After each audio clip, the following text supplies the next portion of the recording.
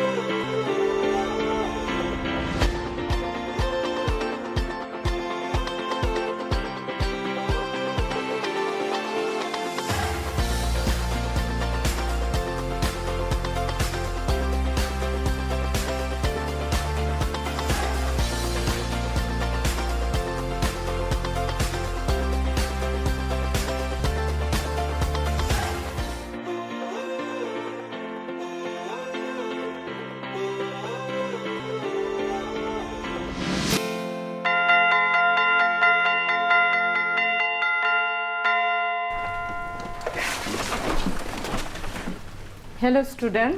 Hello ma'am. কেমন আছো? ভালো আছি। Ma'am, how are you? I am also fine. Sit down. Thank you ma'am.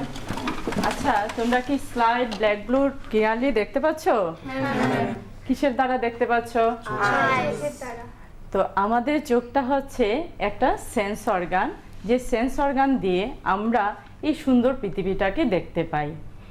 এই চোখ আমাদেরকে কিভাবে এই সুন্দর পৃথিবীটাকে দেখতে হেল্প করে, ইমেজ ফরমেশনটা কিভাবে করায়, সেটাই আজ আমাদের টপিকস। এই হচ্ছে আমাদের সেই চোখের দৃশ্য। যখন কোনো বস্তুকে চোখের সামনে রাখা হয়, তখন সেই বস্তু থেকে লাইট রেজ কর্নিয়া পিউপিলের মাধ্যমে লেন্সের উপর গিয়ে আপতিত হয়। লেন্স ওই রশ্মিগুলিকে রিফ্লেক্টেড করে রেটিনার ফোবিয়া পয়েন্টে ইমেজ ফর্ম করে। এইভাবে দেখো, একজন ব্যক্তি ওইখানে দাঁড়ানো চোখের সামনে, সেই ব্যক্তির ইমেজ রেটিনার মধ্যে ফর্ম হয়েছে। সেই ইমেজটা রিয়েল এবং ইনভার্টেড হয়। Ma'am, I have a question. Okay, what? Ma'am, এখানে তো মানুষটাকে ইনভার্টেড দেখা যাচ্ছে, তাহলে আমরা ইরেক্ট কিভাবে দেখি? Good question, sit down. এই রেটিনার সাথে অপটিক নার্ভস কানেক্টেড আছে। যখন লাইট এনার্জি রেটিনার মধ্যে পড়ে, তখন সেই লাইট এনার্জি ইলেকট্রিক এনার্জিতে কনভার্ট হয়ে যায়। সেই ইলেকট্রিক সিগন্যাল অপটিক্স নার্ভ দিয়ে ব্রেইনে পৌঁছায়। ব্রেন আমাদেরকে সেই মেসেজটা দেয় যে একটা রিয়েল ইরেক্ট ইমেজ ফর্ম হয়েছে। এইভাবে আমরা সেই বস্তুর একটা রিয়েল ইরেক্ট ইমেজ দেখতে পাই। তো এইভাবে আমরা দেখলাম একটা বস্তুর ইমেজ কিভাবে আমাদের চোখের মাধ্যমে ইমেজ ফর্ম করে। হয়তো এই কোয়েশ্চেন আসতে পারে যে এই ইমেজ ফরমেশনটা দূরের বস্তু এবং কাছের বস্তুর ক্ষেত্রে সেম প্রসেসে হয় কিনা। একটু দেখে নাও ব্ল্যাকবোর্ডে।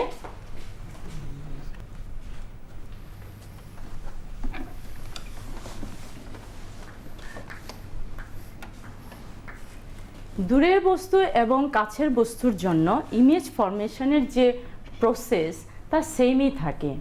শুধু মনে রাখতে হবে যে দূরের বস্তু থেকে যে রেসগুলো আসছে তা প্যারালাল রেস।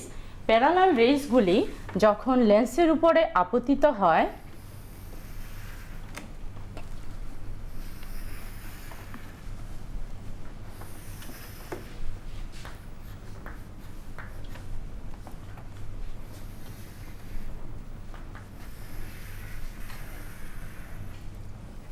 এইভাবে রিফ্রেক্টেড রেজগুলি রেটিনার ফোবিয়া পয়েন্টে গিয়ে মিলিত হয়। আবার যখন কোনো নেয়ার পয়েন্ট থেকে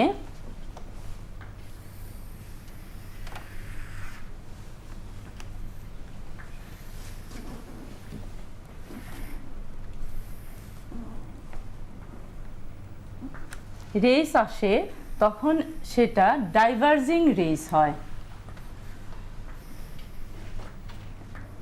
সেই রেসগুলো রিফ্রেক্টেড হয়ে রেটিনায় ফোবিয়া পয়েন্টে ইমেজ ফর্ম করে। এখন কথা হলো যে দূরের বস্তুর জন্য যে ফোকাল লেন্থ এবং কাছের বস্তুর জন্য যে ফোকাল লেন্থটা সেটা একই রকম হবে কিনা। দূরের বস্তুর জন্য ফোকাল লেন্থটা ল কনভার্জিং পাওয়ারের লেন্সের প্রয়োজন হয়। এটা বাইসিলিয়ারি মাসেলস দ্বারা এটা ফোকাল লেন্থটা লেন্স অ্যাডজাস্ট করে, তারপর রেটিনা ইমেজটা ফর্ম করে। যখন এটা ডাইভার্জিং রেস লেন্সটার উপরে পড়ে তখন হাই কনভার্জিং লেন্সের প্রয়োজন হয়। সিলিয়ারি মাসেলস দ্বারা লেন্সটা সেই ফোকাল লেন্থটা অ্যাডজাস্ট করে রেটিনায় ইমেজটা পৌঁছায়। Ma'am, I have a question. Okay, I can see the distance image clearly. Why? Without Without spectacle? আচ্ছা, sit down, good question. Thank you, ma'am. দেখো, দূরের বস্তু এবং কাছের বস্তু আমাদের চোখের ফাংশনের মাধ্যমে পার্টসগুলোর মাধ্যমে আমরা রেটিনা ইমেজটা ফর্ম করি, এটা সত্য। কিন্তু due to the weakening of the ciliary muscles, due to the irregularities of the surface of the cornea and due to the changing of the size of the eyeball আমাদের চোখের মধ্যে কিছু problem এসে যায়, যেমন মায়োপিয়া। স্লাইড দেখো। Myopia ত্রুটিযুক্ত চোখ দূরের বস্তু ক্লিয়ারলি দেখতে পায় না। কেন দেখতে পায় না?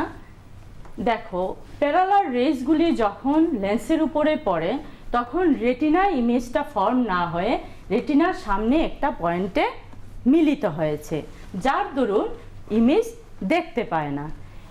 এটার কারণ হিসাবে বলা যেতে পারে high converging power of the lens. এটা হতে পারে দ্য আইবলের সাইজটা বড় হয়ে যাওয়ার জন্য। কিন্তু এই ত্রুটিটা আমরা ফ্রি করতে পারি ইউজিং এ কনকেভ লেন্স। দ্বিতীয় পিকচারটার মধ্যে আছে, দেখো, একটা কনকেভ লেন্স ইউজ করে কিভাবে ইমেজটাকে রেটিনার ফোবিয়া পয়েন্টে আনা হয়েছে। যখন এই কারেকশনটা করা হবে তখন মায়োপিয়া ব্যক্তি ওই দূরের বস্তুটা ক্লিয়ারলি দেখতে পাবে। আবার যেমন আছে হাইপার মেট্রোপিয়া, এই ত্রুটিযুক্ত চোখ কাছের বস্তু দেখতে পায় না। কি হয়, যখন ইমেজটা ফর্ম হয় কাছের বস্তু থেকে, যখন রেসগুলো এসে লেন্স দিয়ে রিফ্লেক্টেড হয়ে ইমেজটা ফর্ম করে তখন এটা রেটিনার পিছনে একটা পয়েন্টে গিয়ে মিলিত হয়, তাহলেও ক্লিয়ার ইমেজ দেখতে পাবে না।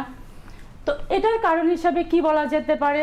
ল converging power of the lens, আইবলের সাইজটা কমে যাওয়াতে এই ধরনের প্রবলেম হয়। এই ত্রুটি থেকেও আমরা ফ্রি হতে পারি ইউজিং এ কনভেক্স লেন্স। দেখো, কনভেক্স লেন্সটা ইউজ করাতে রেটিনার ফোবিয়া পয়েন্টে ইমেজ ফর্ম হয়েছে। এইভাবে আমরা হাইপারমেট্রোপিয়া থেকেও ফ্রি হতে পারি। আবার বয়স বাড়ার সাথে সাথে আমাদের চোখে আরেক ধরনের প্রবলেম হয়, যেটাকে বলা হয় প্রেস বায়োপিয়া। এই প্রেস বায়োপিয়া ত্রুটিযুক্ত চোখ দূরের বস্তু যেমন দেখতে পারে না, কাছের বস্তু দেখতে পারে না। এটার কারণ হিসাবে বলা যেতে পারে যে আমাদের সিলিয়ারি মাসেলস যেগুলো আছে এগুলো উইক হয়ে যায়। আবার যে ফোকাল লেন্থ, আই লেন্সের যে ফোকাল লেন্থের যে অ্যাডজাস্টিং পাওয়ারটা, এটার ফ্লেক্সিবিলিটি সেটা থাকে না due to the age. For that reason maybe presbyopia problems is arising. এই প্রবলেম যুক্ত চোখ কিভাবে দেখতে পাবে? এর জন্য দরকার হচ্ছে কনকেভ আর convex, that is bifocal lens use করে প্রেস বায়োপিয়া ত্রুটিযুক্ত চোখ দূরের বস্তু এবং কাছের বস্তু দুইটাই দেখতে পাবে। একটা জিনিস লক্ষ্য করেছো যে আমাদের সিলিয়ারি মাসলস সাহায্যে লেন্সটা ফোকাল লেন্সটা অ্যাডজাস্ট করে ফেলে, ফোকাল লেন্সটা অ্যাডজাস্ট হয়ে যায়। এটা চোখের একটা পাওয়ার, এবিলিটি। এই চোখের যে এবিলিটিটা, সেই এবিলিটিটাকে বলা হয় power of accommodation of the I. আমরা বলছি যে দূরের বস্তু আমরা দেখছি, কাছের বস্তু আমরা দেখছি। What is the minimum distance that we can see? That minimum distance is known as the near point. It's distance is 25 centimetre. ঠিক তেমনি ফার পয়েন্ট, বলছি যে ফার পয়েন্টের অবজেক্ট আমরা দেখতে পাই, but how farthest the point? That farthest point is infinite distance. পুষ্টিকর খাদ্য এবং শিক্ষা আমাদের নিতান্ত প্রয়োজনীয় জিনিস। আপনি কি জানেন বর্তমানে ত্রিপুরায় বিদ্যালয় শিক্ষা দপ্তরের অধীনে মধ্যাহ্ন আহার প্রকল্পের উদ্যোগে সবকটি বিদ্যালয়ে সবজি বাগান গড়ে তোলা হচ্ছে। ছাত্রছাত্রীদের পুষ্টিকর খাদ্য প্রদান করার লক্ষ্যে সেই বাগানে উৎপাদিত সার এবং কীটনাশকবিহীন সবজি প্রথম থেকে অষ্টম শ্রেণীর শিক্ষার্থীদের মিড ডে মিলে ব্যবহার করা হয়। চলুন শিক্ষার্থীদের স্বাস্থ্যকর এবং নির্ভেজাল খাদ্য প্রদান ও সুস্থ সমাজ গড়ার লক্ষ্যে আমরা সবাই এগিয়ে আসি এবং প্রত্যেকটি বিদ্যালয়ে সবজি বাগান গড়ে তুলতে বিদ্যালয় কর্তৃপক্ষকে সাহায্য করি।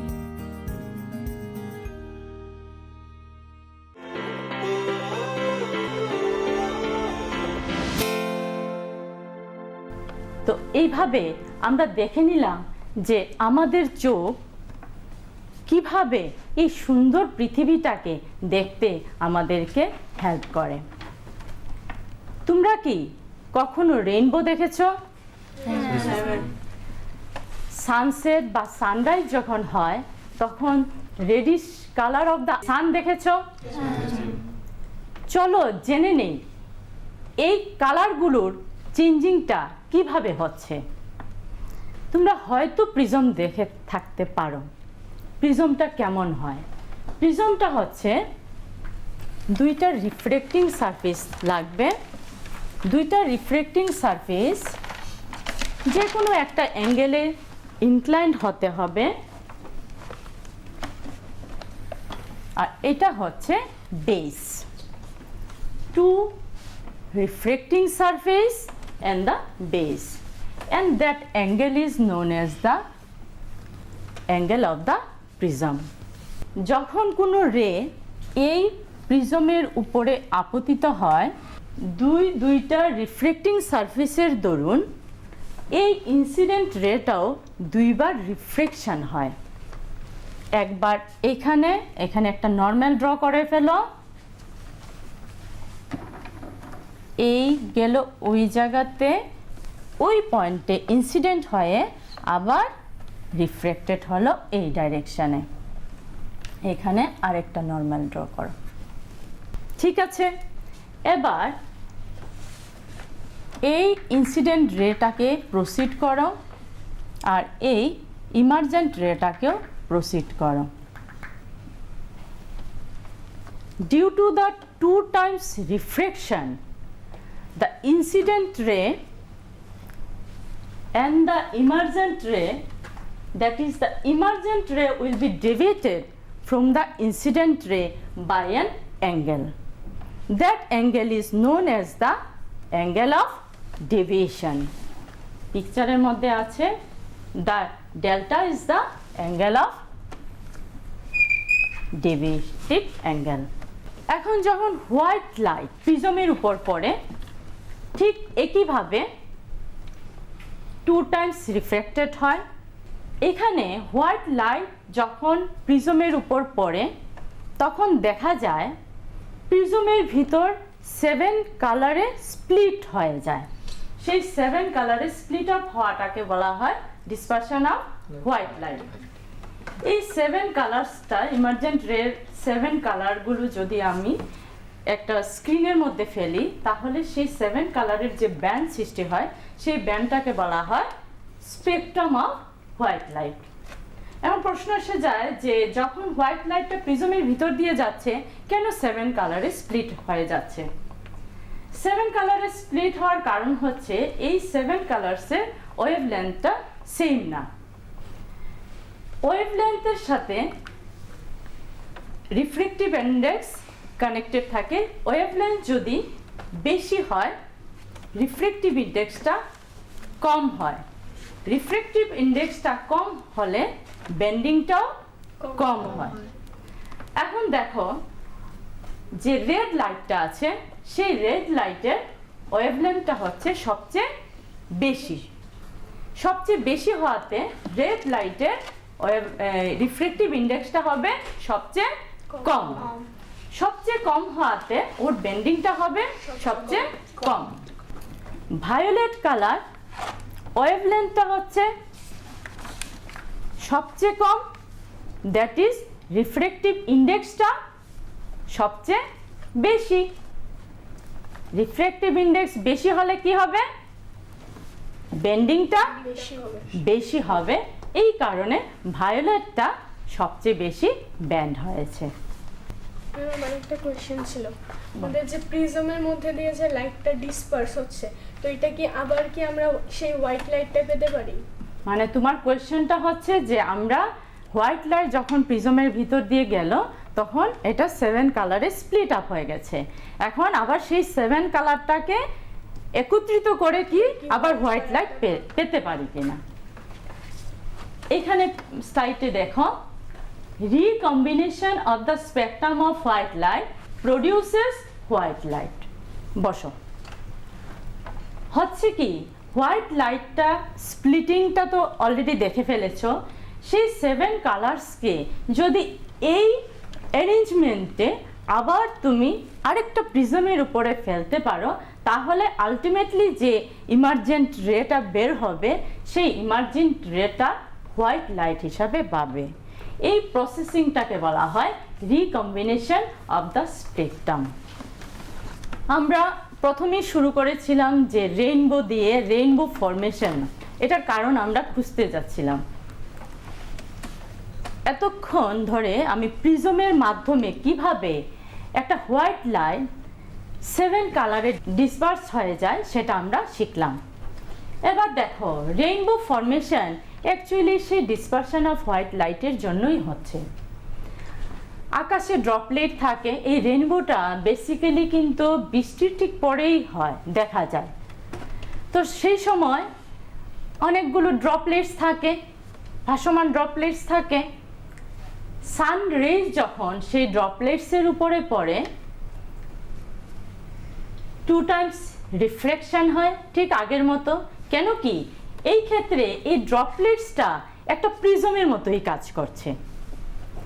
প্রিজমটা যেভাবে 2 টাইমস রিফ্লেকশন করেছে ঠিক একইভাবে সান রেজ যখন ড্রপলেটসে পড়ছে এখানে একবার রিফ্লেকশন হচ্ছে, তারপর এটা স্প্লিট আপ হয়ে গেছে। স্প্লিট আপের পর রেজগুলি টোটাল রিফ্লেকশনের মাধ্যমে আবার আরেকটা পয়েন্টে পড়েছে, পড়ার পরে তারপরে আবার ওই পয়েন্ট থেকে আবার এগুলো রিফ্রেক্টেড হয়ে গেছে।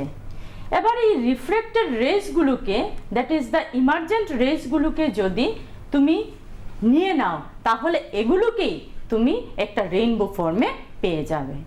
তো সেই রেইনবো কারণটা হচ্ছে তাহলে কি ডিসপারশন অফ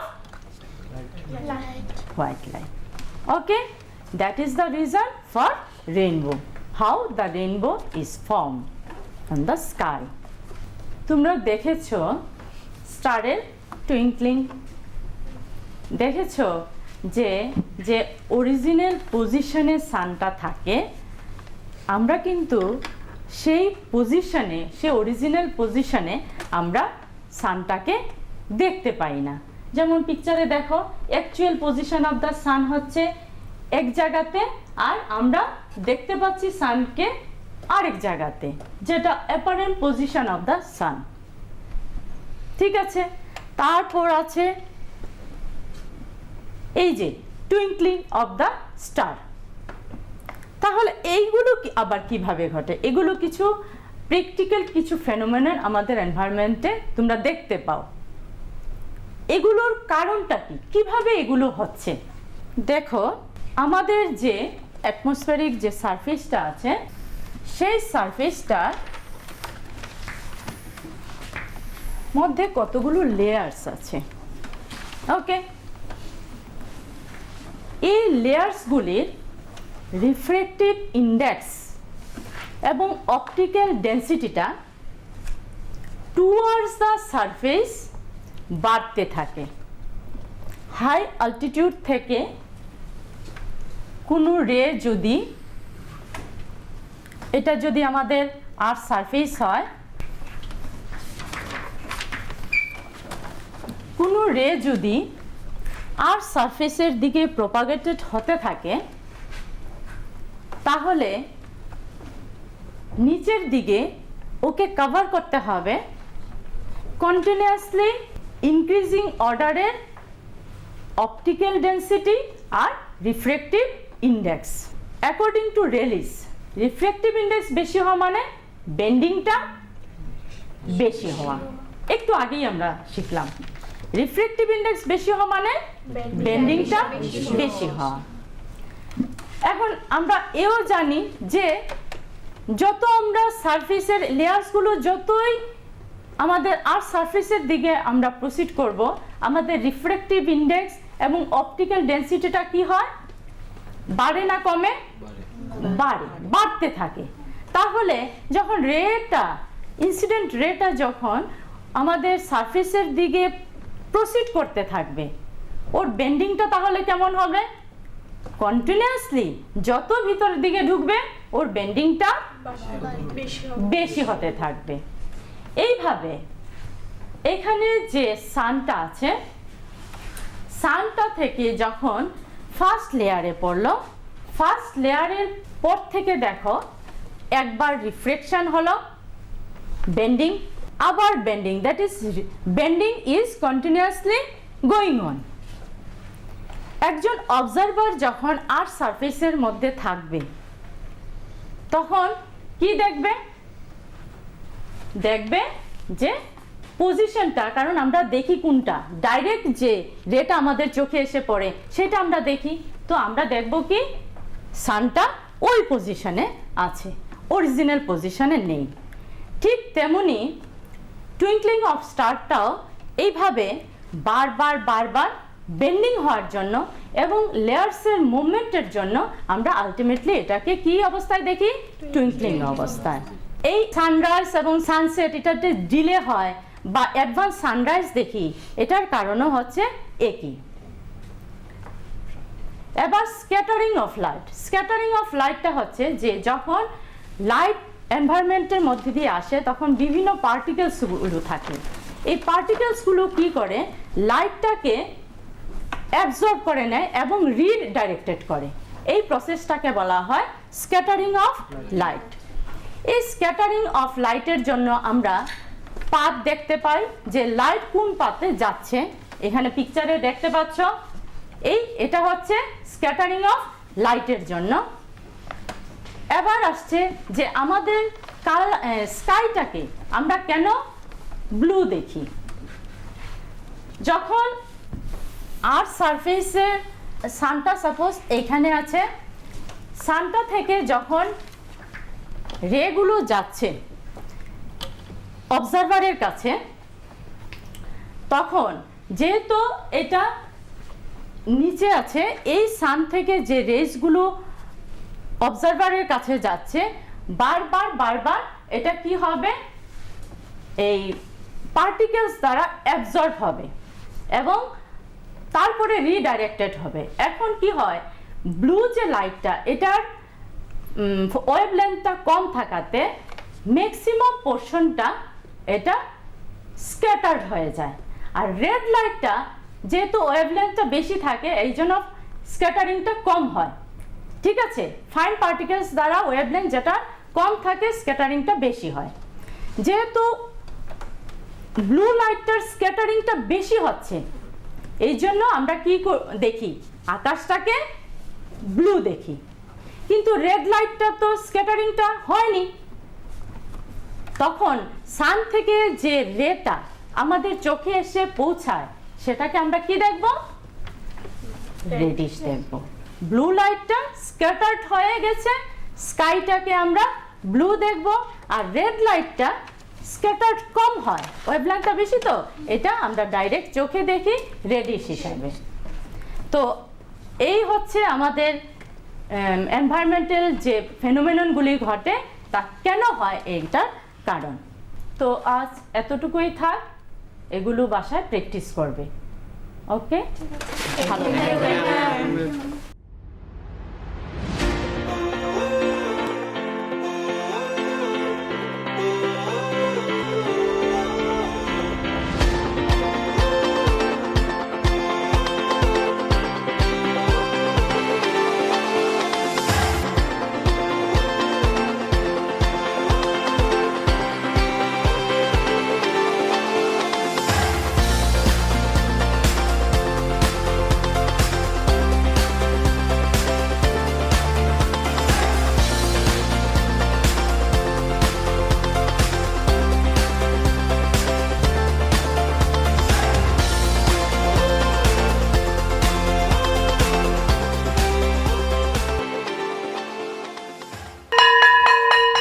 ড্রপ আউটের ঘুচিয়ে ক্ষত, স্কুলে পড়ুয়ার বাড়ছে ভিড়, সর্বশিক্ষা মিড ডে মিলে স্কুল সকলের আশার নীড়। রাজ্যের 6 থেকে 14 বছরের সব শিশুদের বিদ্যালয়ের আঙিনায় এনে তাদের বুনিয়াদী শিক্ষা সুনিশ্চিত করতে সর্বশিক্ষা অভিযান বদ্ধপরিকর। তাদের শিক্ষার সুবিধার জন্য রয়েছে বিনামূল্যে পাঠ্য বই, বিদ্যালয়ের পোশাক, উন্নতমানের পড়াশোনা, স্বাস্থ্যসম্মত শৌচাগার, বিশুদ্ধ পানীয় জল, পুষ্টিকর মধ্যাহ্ন আহার, খেলাধুলার ব্যবস্থা এবং আরও অনেক কিছু। হ্যাঁ, তাই দেরি না করে আজই আপনার এলাকার সব শিশুদের নিকটবর্তী সরকারি বিদ্যালয়ে ভর্তি হতে উৎসাহিত করুন। E-Classroom was sponsored by রাষ্ট্রীয় মাধ্যমিক শিক্ষা অভিযান ত্রিপুরা রাজ্য মিশন।